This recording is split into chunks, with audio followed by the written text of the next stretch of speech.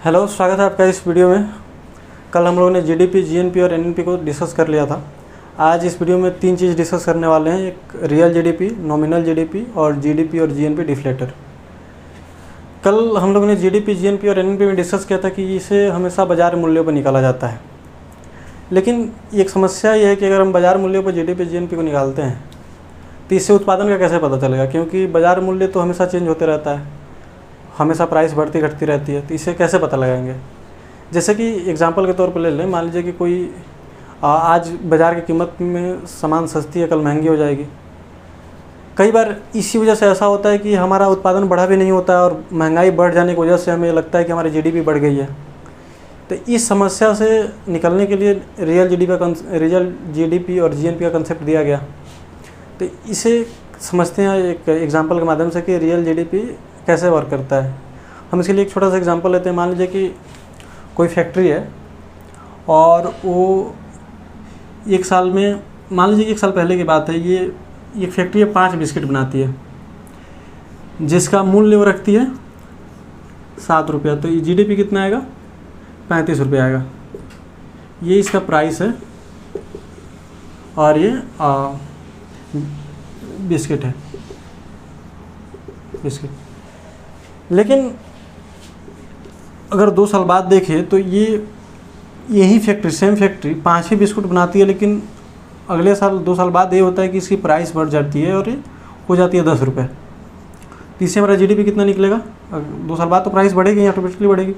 इससे जीडीपी हमारा निकलेगा 50। एक बात अगर हम ध्यान से देखें तो ये पहले भी 5 ही बिस्किट बनाती थी, अभी 5 ही बिस्किट बनाती है। लेकिन देखिए क्या होता है, पहले जीडीपी निकलता है 35, अभी निकल रहा है 50, जबकि उत्पादन सेम है। तो एक समस्या हुई, क्योंकि हमें जीडीपी का वास्तविक स्थिति पता नहीं लग पा रहा है ना कि जीडीपी आखिर में है कितना। इसके लिए आया रियल जीडीपी का कंसेप्ट। अब ये क्या करता है, रियल जीडीपी बोलता है कि आप ऐसा कीजिए कि आप मूल्य को स्थिर कर लीजिए, यानी प्राइस को स्टेबल कर लीजिए, जिससे हमें रियल जीडीपी का पता लग पाएगा। अब प्राइस को स्थिर क्या करें, इसके लिए बताया जाता है कि आप किसी वर्ष की प्राइस को आप स्थिर कर लीजिए और उस वर्ष को हम आधार वर्ष नाम दे देते हैं। यानी कि आधार वर्ष का कंसेप्ट भी यहाँ से आया कि जिस वर्ष को हम प्राइस को हम स्थिर करेंगे उसे आधार वर्ष बोलेंगे। आधार वर्ष को अभी वर्तमान में भारत का आधार वर्ष माना जाता है 2011 से 12। ये अभी वर्तमान का आधार वर्ष है। तो अभी मान लीजिए कि इसको ये क्या करेंगे, हम प्राइस को स्टेबल कर लेंगे कि अभी भी 5 रुपये पे निकालेंगे और 2 साल बाद भी 5 रुपये पे निकालेंगे। इससे हमारा रियल जीडीपी का पता चलेगा कि हम उत्पादन बढ़ा रहे हैं या नहीं बढ़ा रहे हैं। इसे बोला गया रियल जीडीपी का कंसेप्ट। मुझे लगता है आप रियल जीडीपी को समझ गए होंगे। अब आता है नॉमिनल जीडीपी। नॉमिनल जीडीपी को हमेशा चालू मूल्य पर निकाला जाता है। जो करेंट मूल्य होता है उसे ही नॉमिनल जीडीपी, उससे जो निकलता है उसे नॉमिनल जीडीपी बोलते हैं। यानी कि जो ये निकला था हमारा 5 ही वस्तु और ये 10 रुपये का जो कंसेप्ट था, ये जो जीडीपी आया था 50 रुपये, ये हमारा होगा नॉमिनल जीडीपी, ये हमारा होगा नॉमिनल जीडीपी। अब आते हैं तीसरे टॉपिक पे, जीडीपी और जीएनपी डिफ्लेटर। ये क्या होता है?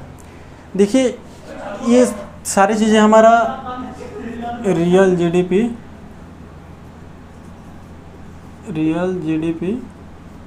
जीएनपी और एनएनपी, ये सारे तीनों चीज़ के लिए लागू होगा।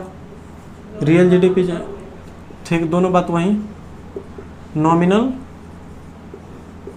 जीडीपी, जीएनपी और एनएनपी। इसी प्रकार से ये जीडीपी डिफ्लेटर यानी कि जीएनपी डिफ्लेटर, पहले जीएनपी डिफ्लेटर को देख लेते हैं। डिफ्लेटर, अब इसका 2 काम होता है। जीएनपी डिफ्लेटर का 2 काम होता है। ये पहला काम इसका ये होता है कि ये नॉमिनल जीडीपी से रियल जीडीपी में को काउंट करने में मदद करता है। यानी कि नॉमिनल जीडीपी से रियल जीडीपी को काउंट करने में हेल्प करेगा। और दूसरा काम होता है कि देश में इन्फ्लेशन की स्थिति को बताता है। इन्फ्लेशन अभी आप शॉर्टकट में इसे समझ लीजिए, इन्फ्लेशन अभी समझ रखने के लिए एक मोटे तौर पे इसे महंगाई समझ लीजिए। और आगे की वीडियो में विस्तार से जानेंगे इन्फ्लेशन को। अभी फ़िलहाल आप महंगाई समझ लीजिए इन्फ्लेशन के मतलब को। तो ये दो चीज़ें क्या बताएगा जीएनपी डिफ्लेटर? पहला बात, ये नॉमिनल जीडीपी से रियल जीडीपी काउंट करने में हेल्प करेगा। दूसरा बात, ये हमेशा देश में इन्फ्लेशन को बताएगा। इसके लिए एक फार्मूला बताया जाता है कि अगर हमें डिफ्लेटर निकालना है, जीएनपी डिफ्लेटर, अगर हमको जीएनपी डिफ्लेटर निकालना है तो हम क्या करेंगे, नॉमिनल जीएनपी से रियल जीएनपी में रियल जीडीपी से रियल जीएनपी से डिवाइड कर देंगे। तो इससे हमको निकलेगा जीएनपी डिफ्लेटर। सेम ऐसे ही अगर हमको जीडीपी डिफ्लेटर निकालना हो, जीडीपी डिफ्लेटर, तो इसमें भी सेम प्रोसेस है, नॉमिनल जीडीपी से रियल जीडीपी में जीडीपी से डिवाइड कर देंगे, तो ऐसे जीडीपी डिफ्लेटर निकल जाएगा। अब इसमें कई बार ऐसा होता है कि इसमें 100 से मल्टीप्लाई भी कर दिया जाता है कैलकुलेशन, ताकि कैलकुलेशन आसान हो जाए। तो इसमें कंफ्यूज नहीं होना है, क्योंकि हमेशा ही पॉइंट्स में इसकी वैल्यू आती है। तो कभी कभी कहीं आपको ये भी मिलेगा जीडीपी डिफ्लेटर, जीएनपी डिफ्लेटर का वैल्यू। तो 3 चीज़ हम लोगों ने आज पढ़ लिया, नॉमिनल जीडीपी, रियल जीडीपी और जीडीपी और जीएनपी डिफ्लेटर। इससे क्वेश्चन कई तरह से आते हैं, जैसे कि इससे क्वेश्चन पूछा हुआ है, जीडीपी और जीएनपी डिफ्लेटर से क्वेश्चन पूछा है। आपको 2 तरह से दे देगा कंसेप्ट में, आपको 2 कथन दे देगा। पहला कि जीएनपी डिफ्लेटर बताता है, पहला कथन देगा, उसमें आपको ये हमेशा नॉमिनल वैल्यू से रियल वैल्यू जानने में हेल्प करता है। दूसरा कथन दे देगा कि ये देश में मुद्रास्फीति की स्थिति को बताता है, मुद्रास्फीति यानी कि इन्फ्लेशन को। और उसके बाद आपको 4 ऑप्शन मिलेंगे कि पहला सही है, दूसरा मिलेगा कि केवल दूसरा सही है, तीसरा ऑप्शन मिलेगा कि 1 2 दोनों सही है, चौथा ऑप्शन मिलेगा ना 1 सही है ना 2 सही है। इस तरह से यूपीएससी में क्वेश्चन पूछ चुका है सेम जीडीपी डिफ्लेटर से। तो आज के वीडियो में बस इतना ही। कल हम एक नए टॉपिक से शुरुआत करेंगे जिसको कहें किन्स का अर्थशास्त्र, और कल से एक फ्रेश टॉपिक और बढ़िया टॉपिक है। तो आज के लिए इतना ही, धन्यवाद।